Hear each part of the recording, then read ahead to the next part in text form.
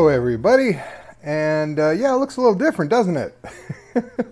Yeah, we're not in the truck at the moment. It is the weekend. I am at home and just did a bunch of editing, and it occurred to me that one of the things I wanted to do was kind of show just a little bit of how I edit and how I handle all the cameras and all that good stuff, how, you know, to take all of the information from the cameras and all of that. So I thought I would do that real quick, and I can't really figure out a better way to do it than to just have at it and see if I can make this make any sense whatsoever. But to start with, what you're looking at is my MacBook Pro. It's got an M2 chip, so it's a more recent one. It's pretty powerful. And I also have a recent iPad. That's actually the same iPad I use in the truck for navigation with Trucker Path. And I have that sidecar to act as a second display, and you'll find out why in just a little bit. But the first thing I wanted to show you is what's on the screen, and that is where the heck do all of these videos go into the computer. So basically, I take every single camera, I take them all home with me, and once I'm home, I take the SD card out of each and every camera and transfer the SD card information into my computer. And I do it that way simply because it is the quickest and quickest transfer, and it makes sure that I don't think I've imported some footage when I actually haven't. Trying to do it through a USB cable or in any other way, it's just proved to be problematic for me, and it takes a lot longer for the data to go through. So I just take the cards out of each one, stick them right in the laptop, and copy them over. And the one thing you'll notice, like this file here, video camera imports, what I've found, I've tried a whole bunch of different methods of doing it, but I basically just took the week, the 7 days of the week, day 1, day 2, day 3, and so forth. And those are the main folders that I basically dump all the video camera footage. So like on day 1, for an example, if I open that, you will see that is a whole hell of a lot of videos in there. And those are all 7 cameras dumped into that folder. And then what I do is I sort it by type, first of all, the kind, because GoPro cameras, not only do you get all the video files, which are all those MP4 files with icons, they're not in there now because I've deleted them, but it'll also import all sorts of data files that are actually not the video, so I just delete those. So I sort them by kind first, so I can batch delete all of those, and then I sort it by create date, and that way I know, you know, this is day 1, it should all be the same date. So in this case, October 16th, all of those pieces of footage are from October 16th. So yeah, so I do that one by one with all of the cameras, and if I go back, you can see day 2, same thing. Here's October 17th, all the way down. So that way I've got them prepared and in order, and once I do that, then I open up PowerDirector 365, and it is a wonderful program, and I swear by it. I like it a lot better than Final Cut. It's just easier to work with. It doesn't require advanced engineering degrees to figure out how to do cool stuff with it. So some recent projects in there. So I'm just going to open up the master. And let's see if it'll do it. It's been kind of glitchy lately. Yeah, see, it's opening up a the video I did, subscribe you perverts. That's what this is right here. And what I want to do is open up the master file. And what this master file, quote unquote, is, it's my intro.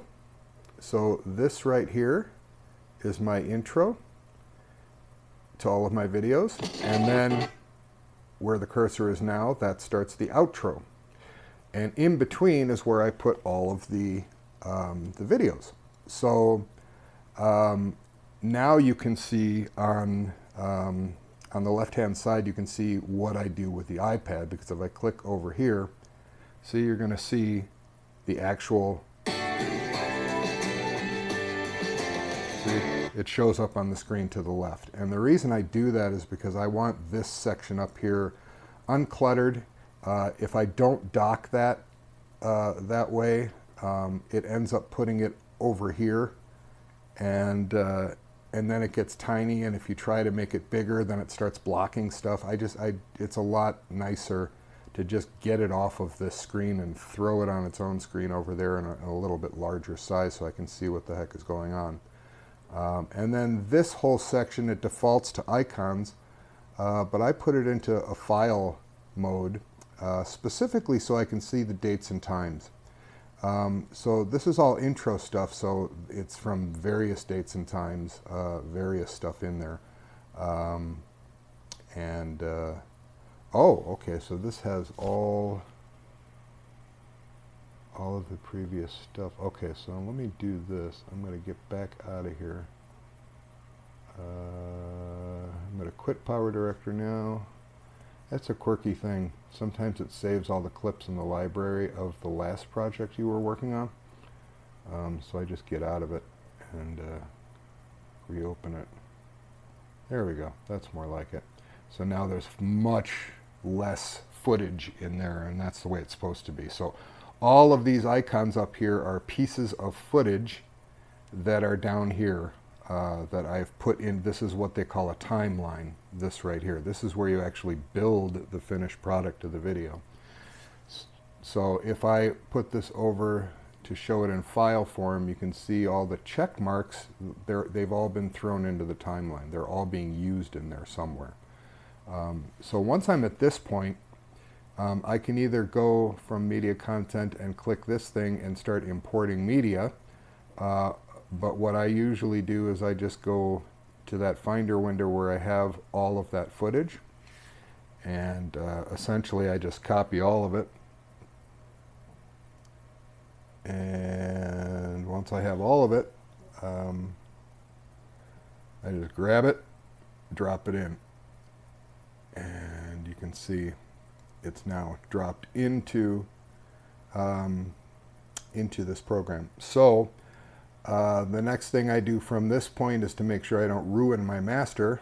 I go in here and I save that project as new, so it becomes its own project with its own clips. So remember what I was saying about all the dates and times. So here you can see the create date and time, 17th, and these should all be the 17th, which they are, right? And since I've got it sorted by create date, it'll also sort by time. So 9:05:53, you can see that all of the cameras had basically the same time. They're usually within a couple few seconds of each other. So 9:05, 9:05, 9:05, 9:05, and then you see it starts going to 10:12, and so I stop at 9:05, and I know that all of those pieces, all of those video clips right there are from one event where I turned all the cameras on, because they were all created at the same time, right? So I highlight all of them, and then I pull them down into the timeline, and I put them just a little bit to the left of the seam between the two, and just let go and hit insert and move all clips. And what that does is it squeezes all those clips in, and it pushes the other stuff all the way to the end. So now if I compress the timeline with that button, you can see this is all the intro right here. It's all tiny, and the whole outro remains intact and unaffected over here, and these are all the clips in between. So I'll take it and I'll push it a little bit further to give myself a little working room. Insert and move all clips, and then I sort these clips. Each one of these, see how I'm dragging it and dropping it? These are all different points different lanes, I guess you could call them, different inputs, let's call it that, different sources that you can have simultaneously, right? So I don't want to do that. So the first thing I do is that the camera that I use to capture the audio is, or has been, the forward-facing camera. So see where the cursor is right now, it is showing me this piece of footage. And as you can see over here, that is the one that's my passenger seat camera.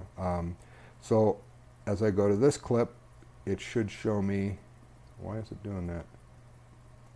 There we go. So that clip is the rear view on the curb side. That clip is the rear view on the passenger side, or on the driver's side. It's weird that it's doing that. Okay, there we go. There's the forward-facing one. So that's the one that I always put at the top, because that one has the best audio. And you can see all of the cameras have audio, but I'm not going to use all of their audio when I'm done with what I'm doing here.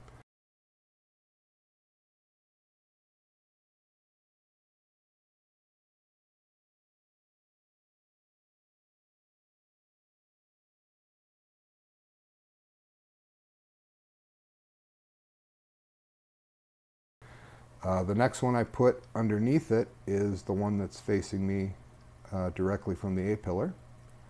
And then after that I put in this one that's already there. That's the passenger seat view. Then I will put in the driver's side side view. And these can go in any order that you want. This is the order that I like to put them in, and there's a reason that I do it this way, which I'll get to in a second. But I just basically kind of line them up. Let's see here. And then I do the rear views, driver's side first, and passenger side second. Okay, so I'm going to make sure I have maximum room in here. I do. Okay, so once I get to this point, I can start zooming in a little bit farther into the clips. And so now I've got all of these clips in here. And one of the ways this works is that you can blend all of these clips together. And the way you do that is on this, you grab a clip. So this one down here is highlighted blue. So this is grabbed, basically. And right here, there's a line, the opacity. It's at 100%, which means that this piece of footage is the one that's being seen over all of the others, okay? So even though this one is also at 100% opacity, and this one is at and so on and so forth, the one that's at the very bottom is going to take precedence.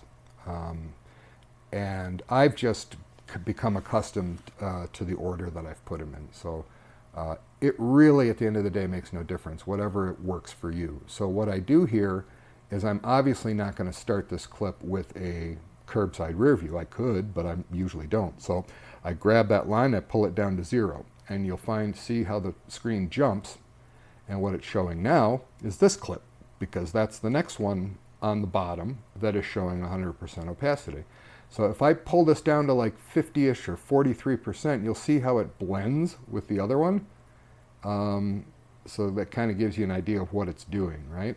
So I'm going to pull this one down to 0, and the next one I see is the side view on the passenger side. And then I'm going to pull that one down to 0. And now I've got the side view on the driver's side. I'm going to pull that one down to 0. And now I've got the camera that is the shotgun camera, I call it, the riding shotgun in the passenger seat. I'm going to pull that one down to 0. And now you've got the one that's facing me. I'm going to pull that one down to 0. And now we're looking at the very top one, which is the forward view out of the truck. So once I have that, I'm going to highlight that clip.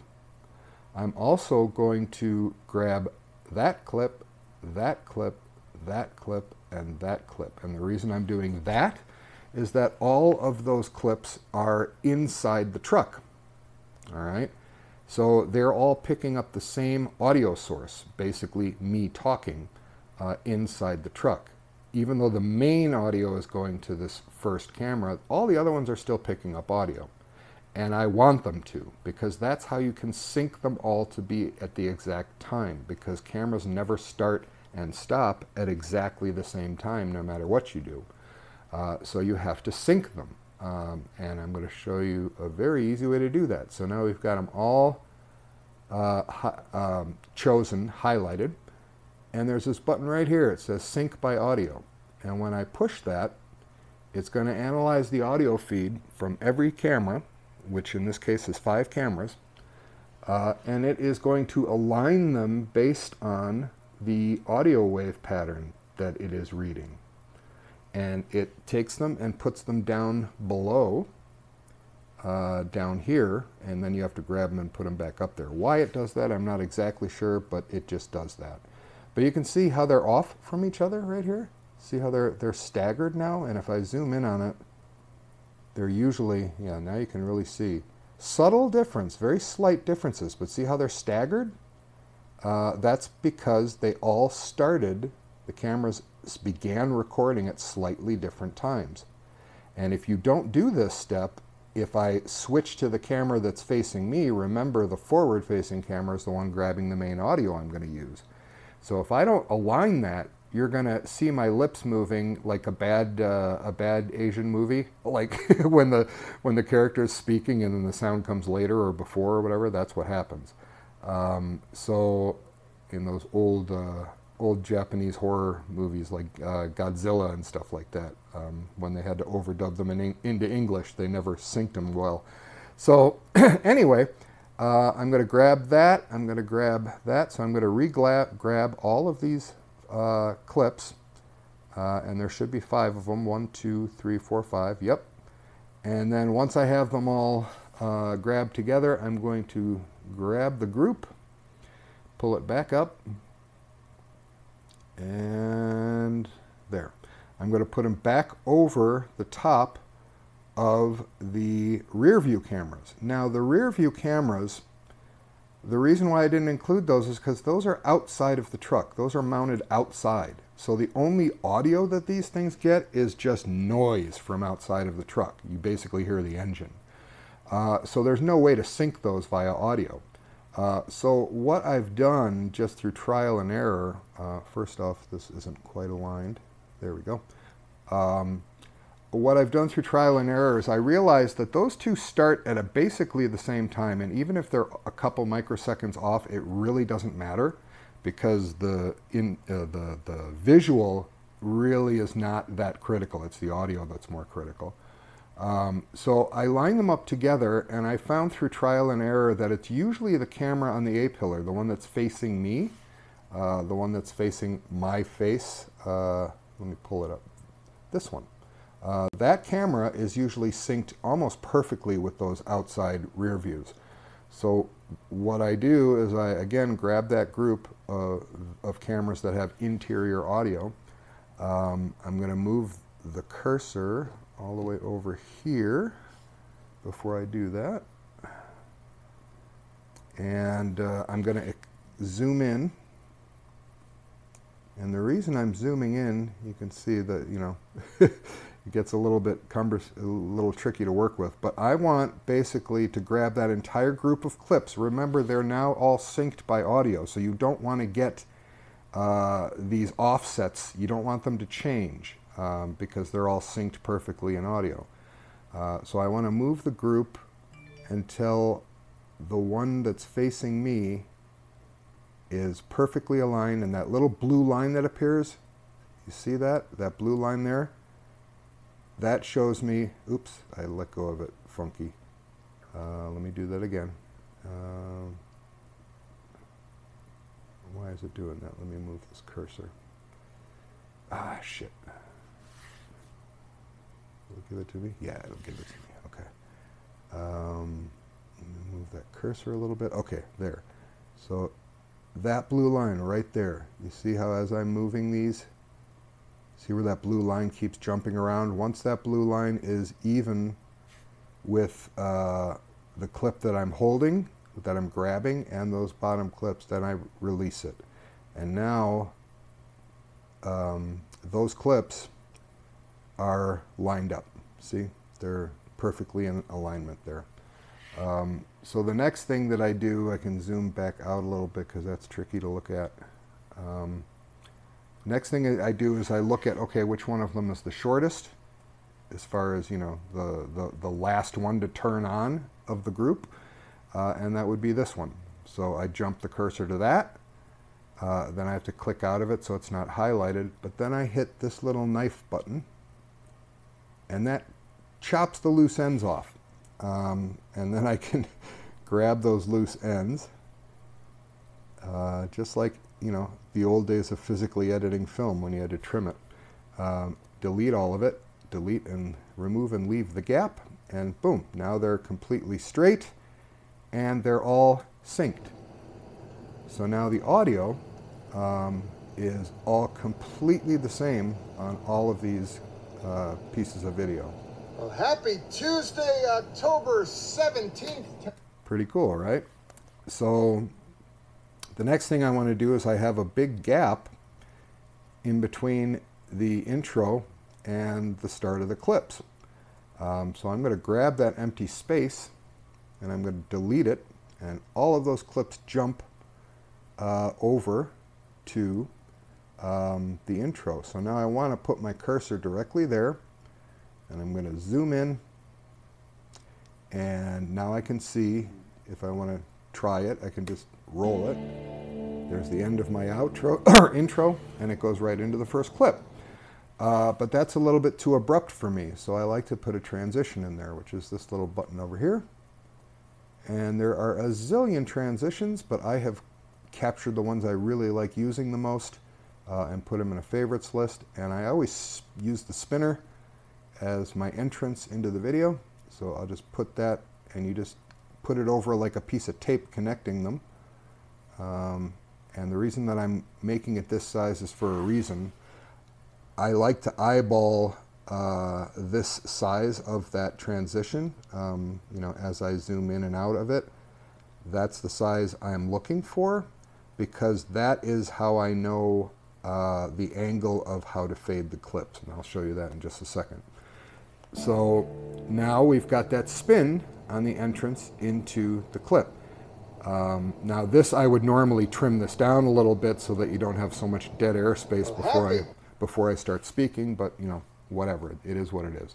For now, just for these purposes, it doesn't matter. So now I'm speaking, and I thought, you know what, I want to see my face because I'm speaking to you. So the way you do that is I go down to the clip, because right now what we're seeing is the top clip, right, of the forward view. Now I'm going to go down to the one that is pointed to me, and I'm going to come down to that opacity line that we put down to 0. And at least on a Mac, it is the control button and click enter, and it put that little white dot there. See right there. And I'm going to put another one over here, about a little over a centimeter away. And I'm going to raise the second one up to, see how the cursor says it goes up to 100, right? So that's 100%. So that's bringing that camera up. And as you can see, as I go through very slowly, it's going to fade in over. So that's where you get those fade overs. Tuesday, October 17th. See? Pretty simple. Let's see here. Tuesday, October 17th. And now let's say we go on for a little while and I'm still speaking, and I want to bring up the side view now. Well, keep in mind the clips that are below always will overwrite the ones that are above if you bring them up. So I'm going to Control Enter, and I'm going to bring this camera up. And there's no need to bring this one down at the moment, because once I bring this up, it is going to override that clip because it's below it. So as I continue, And now it's going to fade over to that one. So now, if I want to fade back to the front view, that's where it gets a little trickier. If I want to fade to the front view now, if I bring this camera that's currently up, if I bring that down, look what's above it. This one is all the way up at 100, so it'll bring up this one, but I want to bring up this one. So what I do here is before I fade this camera down, before I fade the current one that's on the screen down, let's say I want to fade it down here. So if I fade that down here, you can see it's going to jump over to this one again because this one's still at 100%. So what I need to do is in this distance where it's at 100%, I need to bring this one down. So I put two quick little dots in there and pull this one straight down. You know, you could pull it down in any angle, it makes no difference. But I just, as a visual cue to myself, I pull it kind of straightish, harsh down, so that I understand that that is just a pull down because I want to see the one above it. So now, when you transition all the way through this, again, we started with the front, right? Started with the front camera. So let's start with the front camera. Happy Tuesday, October Now it's going to zoom over to me, everybody. and then it's going to do the passenger seat view, and now it's going to go back to the front view. And that's all done with these sliders. And you can do that for all of these videotapes. So that's essentially what I'm doing. I'm going through all of these clips and doing that. And you know, the next batch, go back to the video clips. Now I can see that since these are checked, these are already in the timeline, right? They're down here. Well, those were shot at 9:05 in the morning. The next group is at whatever, 10:12. So now what I'm going to do is I'm going to zoom out of the timeline a little, you know, so I can see where they're going. And 10:12. I've got those all highlighted. I'm going to bring those in, and I'm going to drop them here. And I'm going to bring, first I'm going to find the front view. That's the critical one. Again, that's the main audio. Going to bring that one there. Move this one out of the way. I know that this is my, come on now. Okay, that's my third camera. That's my second camera. Sorry, this computer's had a workout. I've had it going pretty much all day. Let's pull this one down here. What's this one? Why is it doing that? That's strange. Okay, so this one's over here. This one's over here. And this one, which one is that? That is driver's side. This one's passenger side. Okay, so again, we start the whole thing over again with the next clip. Make it bigger, you know, and do all of that stuff that we had done before. Now, when I'm done with this group of clips, generally speaking, they're going to be also as they were at the beginning. At the end, they turn off at different times, right? But I usually let the cameras run a little bit, so I end up stopping the clip at, you know, whatever, somewhere along the point before all those clips run. So when I do chop those, it makes them even. And that's a very important thing, that you have all of your clips absolutely clean, even, because when you bring in the new clips and you know, you clean up the beginning and they're all flush, then you can take this, delete it, and you have no gaps in between your clips. And then again, you can come in here and you can throw a transition on it, just like that. And if I had these things turned down, so that we just see that camera. And again, you'd go through the whole audio syncing, all of that stuff. So, I mean, it's tedious. It takes a lot of time to do. But that is how you produce videos. So, you know, now you can see at the end of this one, and it'll transition over into that one. So anyway, that's how I do it, and hopefully that helps. If anybody's got any questions, fire away.